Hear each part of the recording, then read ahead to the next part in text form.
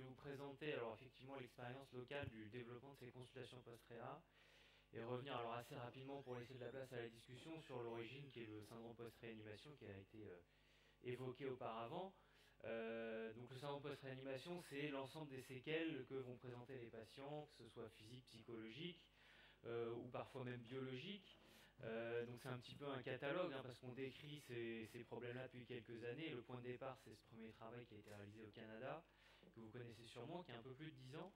Il y a une cohorte de 100 patients hospitalisés pour un SDRA qui ont été suivis à 5 ans avec une évaluation de leur autonomie, de leur capacité à l'effort avec des tests de marche, leur qualité de vie. Et ce qu'on peut voir, c'est qu'il existe une altération des capacités des patients, donc avec un test de marche diminué, très spectaculaire dans les premières années, mais qui persiste jusqu'à 5 ans. Et donc à 5 ans, les patients ne sont toujours pas en capacité de marcher normalement. Et c'est un retentissement sur la qualité de vie des patients. Donc les scores de qualité de vie sont très altérés au début, donc c'est la figure en haut à droite, sont très altérés au début, mais on peut constater que malgré tout, à 3, 4, 5 ans, une partie en tous les cas des éléments de la qualité de vie n'est pas revenue du tout dans les normes populationnelles.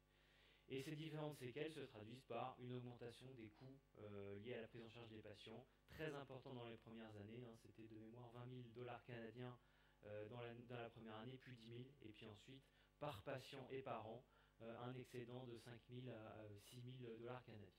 En fait, ce phénomène de séquelles chroniques post-insuffisance aiguë d'organes a été décrit pour d'autres phénomènes comme l'insuffisance rénale aiguë. Ça, c'est une cohorte, mais il y a beaucoup d'autres exemples qui sont sortis depuis. Une cohorte de 1000 patients suivis à 3 ans après une insuffisance rénale aiguë. Donc, il y a du sepsis, de la chirurgie cardiaque, de la traumatologie. Ce qu'on peut voir, c'est qu'en fait, la fonction rénale à 1-2 ans ne revient pas du tout dans les normes. Il n'y a que 60%, à peine 60% des patients qui récupéreront une fonction rénale biologique normale, et que vous voyez qu'à partir de 3 ans, en fait, c'est la courbe du haut en gras. La fonction rénale biologique s'altère et que la courbe en pointillé qui représente le nombre de patients sous dialyse va augmenter. Donc finalement, il y a une première agression d'organes et puis ensuite les choses vont continuer au long terme. Un autre problème qui rejoint un petit peu ce qui a été évoqué auparavant sur les troubles musculo-squelettiques et qui est peut-être moins connu, ce sont les phénomènes d'ostéoporose post-réanimation. Ça, c'est une cohorte beaucoup plus modeste, il n'y a que 66 patients qui sont inclus, et c'est des patients qui ont une durée de ventilation mécanique invasive de 24 heures. Donc ça va vite quand même, 24 heures, c'est pas beaucoup. Et les auteurs ont fait une ostéodensitométrie osseuse à l'entrée en réa il y a 1 an. Et alors ce qu'on peut voir sur le tableau en haut à droite, mais bon, les données comme ça, des valeurs d'ostéodensitométrie, c'est pas forcément évident, ça vous parle peut-être pas et ça ne me parle pas en tous les cas. Ce qu'on peut voir, c'est qu'à 1 an, il y a une diminution de la masse osseuse des patients. Et ça pourrait se traduire, si on continuait le suivi longitudinal de ces patients, par une augmentation des fractures majeures, comme les fractures de l'extrémité supérieure du fémur, qui est évaluée par les scores de risque, parce que l'ostéodensitométrie ensuite est prédictive de la survenue de ces fractures tout à fait sévères. D'autres phénomènes sont les troubles neurocognitifs en dehors de pathologies neurologiques. Ici, c'est une cohorte de patients, ou plutôt une cohorte de la population générale dans un État aux États-Unis, où tous les ans, les patients ont des tests de qualité de vie, une évaluation de leur autonomie. Donc, ils ont un suivi de plusieurs dizaines de milliers de personnes dans la population générale. Et ils ont pu extraire et comparer les patients qui n'avaient pas eu de problème de santé à ceux qui ont fait un sepsis ou un choc septique. Donc, même pas forcément de caractère de gravité au sepsis. Et en faisant la comparaison, en appariant sur l'âge et le sexe des scores neurocognitifs avant et après sepsis, ils sont aperçus qu'à 1 an du sepsis, les patients qui en ont fait un ont des scores beaucoup plus mauvais, des scores neurocognitifs beaucoup plus mauvais que les patients qui n'en ont pas fait. Et ça se traduit par une altération progressive de l'autonomie de ces patients à 1 an. Donc même pour des pathologies extra-neurologiques, il peut y avoir des séquelles neurocognitives tout à fait singulières. Il a été évoqué auparavant, donc je vais passer vite là-dessus, les troubles psychologiques. On a décrit des symptômes d'anxiété, des symptômes dépressifs. Les symptômes dépressifs, ils peuvent persister dans le temps, à 3 mois, 6 mois, 1 an. Alors, en fonction des seuils qu'on discutera après, on a une incidence de ces troubles aux alentours de 30%, mais on pourrait discuter un petit peu ces chiffres. Le syndrome post-réanimation, il s'est étendu ensuite récemment au syndrome post-réanimation des familles, parce qu'on se rend compte que les troubles et les conséquences liées à l'hospitalisation et à l'accident ou à la pathologie qui conduit le malade en réa vont avoir des conséquences sur les proches. Ici, c'est une cohorte, c'est un suivi de familles de patients traumatisés crâniens qu'on avait mis en place de façon multicentrique. On avait interrogé les proches des patients à 6 mois pour dépister les symptômes d'anxiété et dépression. Donc je ne vous présente pas tous les résultats de ce travail, mais ce qu'il faut retenir, c'est qu'il y a 50% des proches qui vont présenter des symptômes anxieux sévères et 30% qui vont présenter des symptômes dépressifs sévères. Donc voilà, un retentissement qui dépasse largement le premier cadre du patient. Et le Covid dans tout ça, parce que finalement le Covid, on a évidemment été très sensibilisés et beaucoup sur le pont, ou tous sur le pont pour la prise en charge des malades en réa, mais finalement, quid des patients qui survivent? Parce que en fait, quand on se rend compte, et ça c'était les chiffres en Grande-Bretagne dès l'été 2020, que évidemment on était très inquiets et très sollicités pour la prise en charge des défaillances aiguës et la prise en charge des patients les plus graves, mais en fait il y a beaucoup, et la grande majorité, fort heureusement, de patients qui vont survivre. Donc du coup, tous ces patients qui vont survivre à la suite d'une insuffisance respiratoire aiguë, est-ce qu'ils vont présenter des troubles superposables à ceux que je viens de vous présenter? La réponse est malheureusement oui, c'est-à-dire qu'on on se prépare sans doute à une pandémie un peu silencieuse de tout un tas de problèmes. Et les premiers éléments qu'on a à notre disposition sont assez finalement superposables à ce que je viens de vous présenter. Ici, c'est une cohorte chinoise de 1700 patients où les patients étaient suivis à 6 mois. Alors, avec toute une batterie de tests, des tests de marche, des dépistages d'anxiété, dépression et qualité de vie. Et ils ont retrouvé qu'à 6 mois, il y a à peu près 20 à 30% dans les formes les plus graves lors de la prise en charge, il y a 20 à 30% des patients qui n'auront pas des tests de marche normaux. Donc, vous voyez le problème que ça va poser pour faire en sorte de minimiser ces séquelles à long terme. On trouve également des séquelles neuropsychologiques, des séquelles psychologiques qui ont été identifiées déjà dans d'autres populations hors réanimation, avec 20% de symptômes anxieux, des syndromes de stress post-traumatique aux alentours de 10% chez les patients Covid. Donc c'est à peu près superposable avec ce qu'on a déjà identifié dans d'autres cadres. Et de la même façon, chez les familles, ça c'est une étude de l'équipe d'Elie Azoulay, on retrouve également des symptômes anxio-dépressifs aux alentours de 20-30%, qui seraient, semble-t-il, avec une incidence supérieure aux SDRA non Covid. Alors ça, on pourra peut-être en discuter après, parce que c'est pas forcément un résultat très évident pour moi. Mais en tout état de cause, on trouve voilà, des problèmes neuropsychologiques qui vont dépasser le cadre du patient. En France, est-ce qu'on a une idée du nombre de patients qui passent en réanimation? Alors pas vraiment en termes de nombre de patients.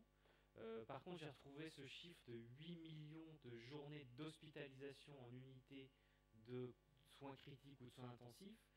Donc ça laisse quand même imaginer les suites ou le nombre de patients qui vont se promener dans la nature avec les différents troubles qu'on vient de présenter et d'autres données que je n'ai pas le temps de détailler ici, mais les conséquences médico-économiques de tout ça sont absolument majeures, quel que soit le type de pathologie, quelles que soient les comorbidités des patients. Il y a un surcoût lié à la prise en charge des patients de réanimation qui est tout à fait majeur. Donc le but de tout ça, c'est d'essayer de prendre en charge, parce qu'on commence à dépasser actuellement le simple stade du constat, comment est-ce qu'on peut essayer de prendre en charge ces troubles, les patients et ou leurs proches. Ça peut passer par la mise en place d'une consultation post-réa. Donc l'idée, c'est évidemment de dépister les troubles que je viens de vous présenter. Ça permet également pour les patients de faire un point sur les traitements, parce qu'il faut savoir, et ça c'est peut-être une expérience que vous avez vécue, quand le patient sort de réanimation avec un traitement, 6 mois après, il aura toujours son traitement, même si le traitement n'est plus du tout pertinent. Donc ça permet de faire un point là-dessus. L'idée étant éventuellement de réorienter les patients dans les bonnes filières.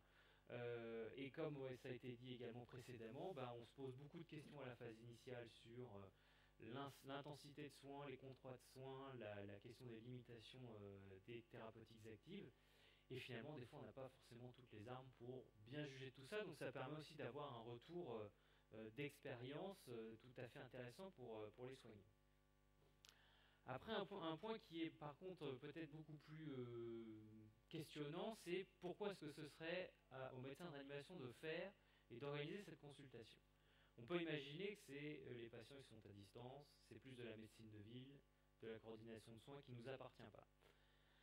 À mon avis, on a une place fondamentale dans ce dispositif dans la mesure où ce syndrome post-réanimation, il sensibilise la communauté des médecins de réanimation. Et je pense que, là, si je mets un billet là-dessus, je ne vais pas perdre beaucoup d'argent. Je ne suis pas sûr que tous les collègues de médecine générale aient une idée de ce paysage-là.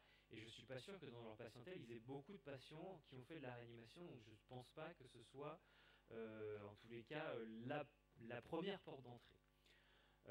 D'un autre point de vue un peu différent, au cours de notre formation, on a tous fait des consultes d'anesthésie, on a tous fait de la coordination de soins à la phase précoce. Donc cet exercice de coordination de soins à la phase précoce, on peut imaginer qu'on le fasse à la phase tardive et qu'on soit partie prenante dans la structuration de cette nouvelle filière.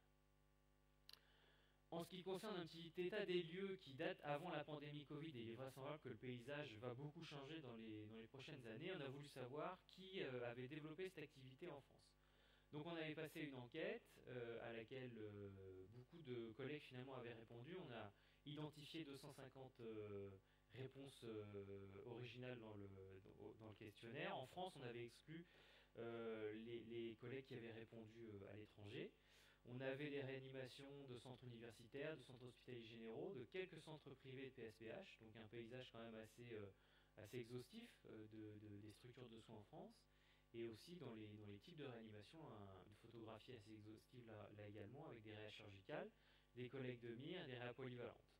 Il y avait déjà à l'époque un peu moins d'un service sur 5 qui déclarait faire cette activité, ce qui était loin d'être négligeable. Et quand on avait posé la question qui souhaite faire cette activité, qui souhaite développer cette activité, il y avait quasiment l'intégralité des collègues, des répondants qui avaient dit oui, mais qui avaient identifié un certain nombre de freins qui pouvaient empêcher ou mettre à mal les tentatives et les initiatives existantes.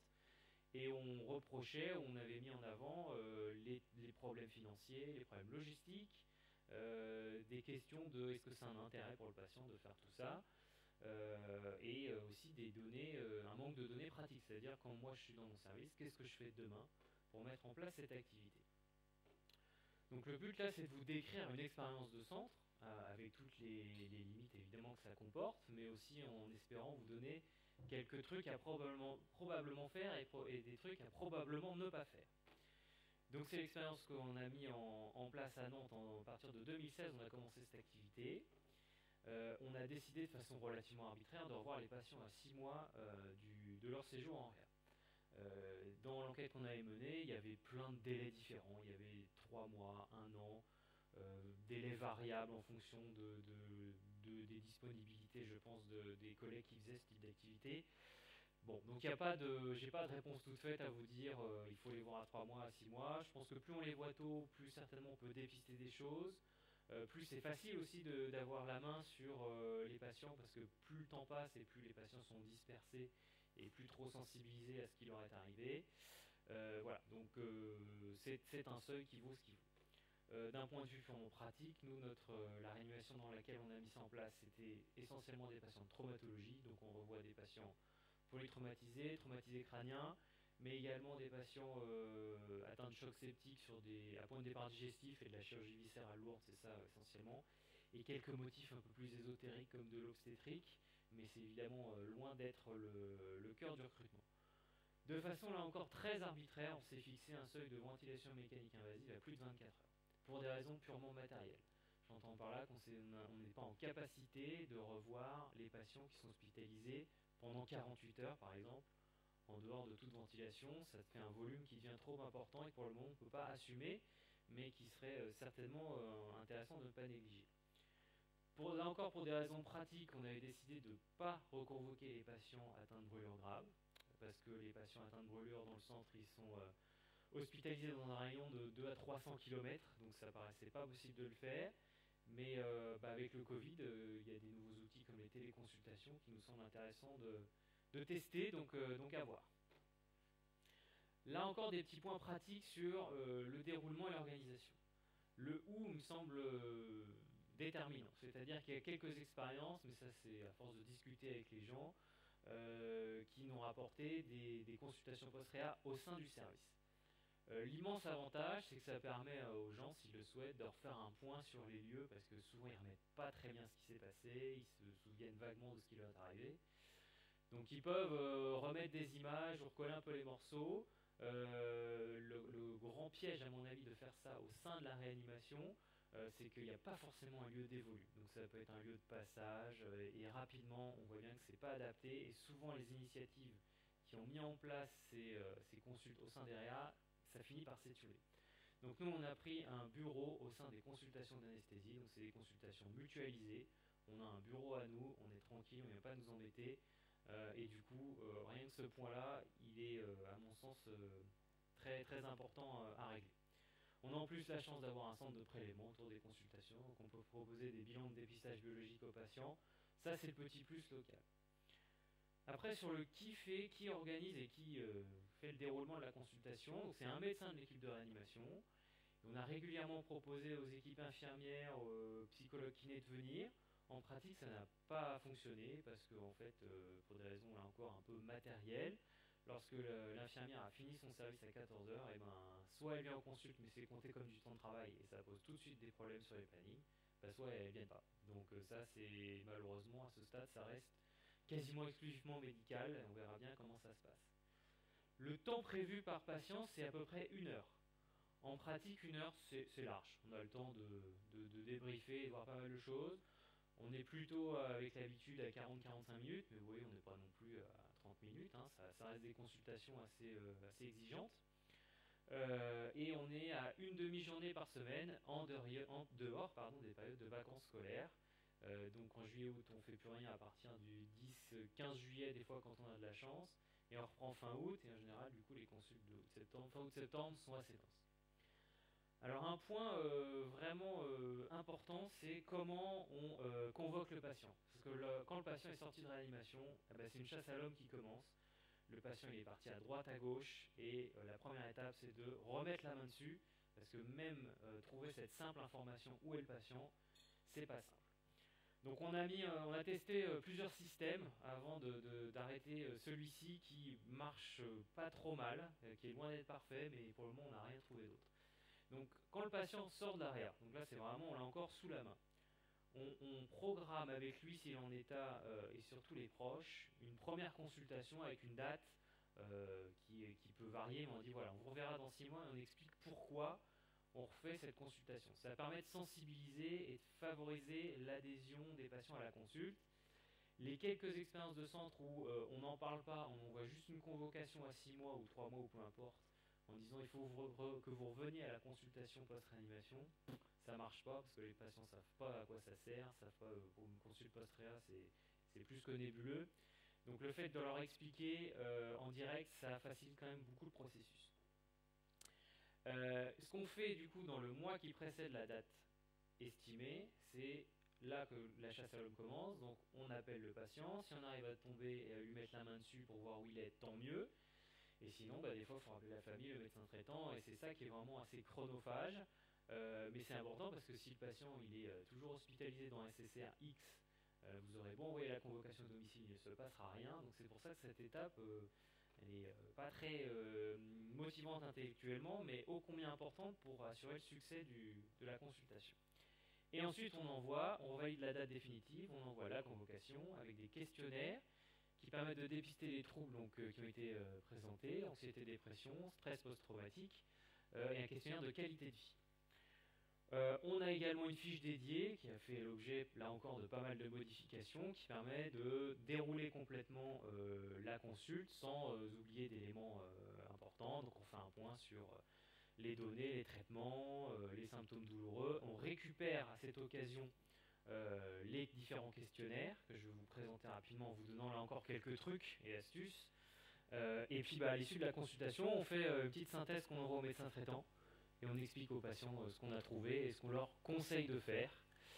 On ne savait malheureusement pas, on n'a pas les moyens de vérifier que les propositions mises en place débouchent sur quelque chose de concret. Alors l'échelle de qualité de vie, la SF36, que vous verrez certainement partout, parce que c'est une échelle qui est validée dans la population et dans plein de pathologies différentes, Elle est assez dense, donc évidemment pas la détailler. Il faut compter 20-30 minutes pour que le patient la remplisse, donc c'est fait à domicile et le patient revient avec. On n'a absolument pas le temps de la décortiquer. C'est vraiment à des fins de recherche, mais ça me semble majeur comme information pour pouvoir ensuite exploiter ces différentes données. Il faut savoir que la SF36 que vous avez à votre disposition sur Google, c'est pas toujours la bonne. Donc il faut faire attention à ce petit point et il faut soit vous rapprocher des équipes qui connaissent, soit évidemment si moi je suis prêt à vous les fournir, il n'y a aucun problème parce qu'en fait les données sont ensuite rentrées dans un calculateur et le calculateur vous donne le score global et par domaine. Voilà les différents domaines qui sont explorés, la vitalité, les douleurs, le fonctionnement physique. Donc voilà, on n'a absolument pas le temps de la décortiquer, mais c'est à notre sens c'est absolument majeur et pour le moment on la conserve et on insiste pour que les patients la remplissent. Par contre, ce qu'on fait en direct, c'est ça, c'est le dépistage des symptômes anxio-dépressifs. Une échelle qui est très utilisée, qui revient tout le temps dans la littérature, c'est l'échelle HADS, pour Hospital Anxiety Depression Scale. Il y a 2 fois 6 questions, une série de questions qui vaut pour l'anxiété et une série pour la dépression. Et pour chaque composant psychologique, vous avez un score. Et au-delà de ce score, on peut dire que le patient a des symptômes modérés ou sévères d'anxiété et dépression. Donc un petit point méthodo là-dessus. Faut toujours faire attention dans les papiers sur cette thématique parce que le seuil en général il varie. Donc c'est pour ça que les chiffres ne sont pas toujours très congruents d'une étude à l'autre. Mais ça clairement c'est un intérêt direct pour le malade parce qu'on peut d'emblée voir s'il est intéressant d'orienter le patient vers un psychologue ou un psychiatre si besoin. L'échelle IESR permet de dépister les symptômes de stress post-traumatique. Elle est très complète, 22 questions, avec des items pas toujours très simples à remplir. Si je prends l'item 13 par exemple, mes sentiments à propos de l'événement étaient comme figés, et après vous avez des nuances, pas du tout un peu, moyennement, passablement. Et en fait, en pratique, c'est pas toujours très évident à remplir, même quand on n'est pas passé par l'ARIA. Et d'expérience, elle est très mal complétée par les patients. Donc très compliqué de savoir quoi en faire. Pour le moment, on la garde parce que c'est un peu le gold standard, mais dans les faits, c'est pas d'une rentabilité, d'une efficacité tout à fait satisfaisante.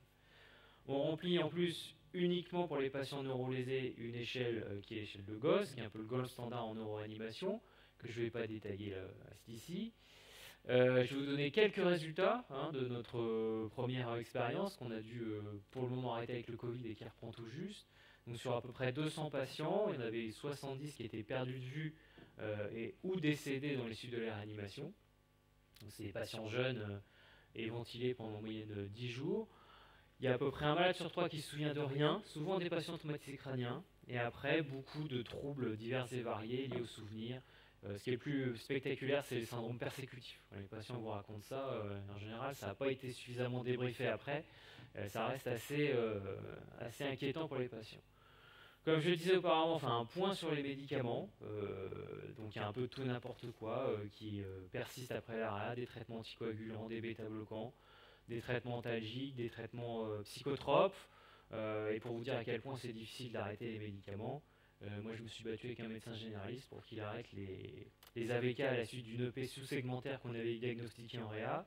On avait fait tout le bilan pour vérifier qu'il n'y avait plus rien à faire et le médecin généraliste ne voulait pas l'arrêter. Donc vous dire que c'est quand même des fois compliqué, même quand on est le premier interlocuteur dans cette affaire.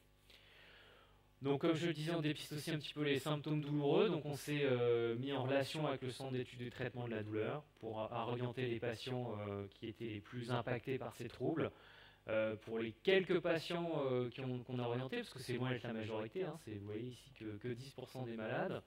Par contre, à chaque fois, la prise en charge par le CETD a été efficace en diminuant les symptômes et en améliorant la qualité de vie des patients. Donc là, il y a vraiment un bénéfice direct à mettre en place ce dépistage, même si on n'a pas de preuves à l'heure actuelle pour dire qu'il faut le faire, on a quand même manifestement tout intérêt à développer cette activité. Et un petit retour sur le bénéfice attendu pour les soignants, on l'a déjà évoqué, c'est les questionnements sur les aspects éthiques, avoir un autre recul sur le métier, ça permet aussi de diversifier l'activité et de sortir un petit peu la réanimation. Et on développe aussi toute une activité de recherche autour de ces thématiques que je ne vais pas développer ici, mais sur la qualité de vie des patients après la réanimation, On essaye de mieux caractériser les symptômes douloureux après post-réanimation. On a lancé une étude avec l'ASPAR à ce sujet. Bref, donc il y a tout un champ d'action là aussi qui mérite qu'on s'y intéresse. Et dans les perspectives d'évolution, ou que si vous souhaitez mettre en place cette activité, il y a les possibilités d'utiliser les plateaux d'HDJ, les potentielles réunions de concertation pluridisciplinaires. Et un point qui est vraiment majeur, c'est le développement des relations avec la ville, parce que même si nous on met en place cette première étape, après il faut bien que le relais se fasse avec la médecine de ville, et ça pour le coup, il y a encore tout à construire et on n'est pas encore très bon là-dessus. Je ne vais pas revenir sur je l'ai évoqué très rapidement, la dimension de recherche, mais c'est clairement quelque chose qu'on est en train de beaucoup travailler dans l'équipe, que ce soit au niveau fondamental sur les phénomènes d'immunodépression chronique des patients, mais comme je le disais sur l'évaluation de leur qualité de vie, parce qu'on pense que avoir des éléments de qualité de vie, ça va permettre certainement de réfléchir différemment à nos protocoles de recherche clinique et à nos prises en charge. Voilà, je vous remercie de votre attention, je suis à votre disposition pour toute question.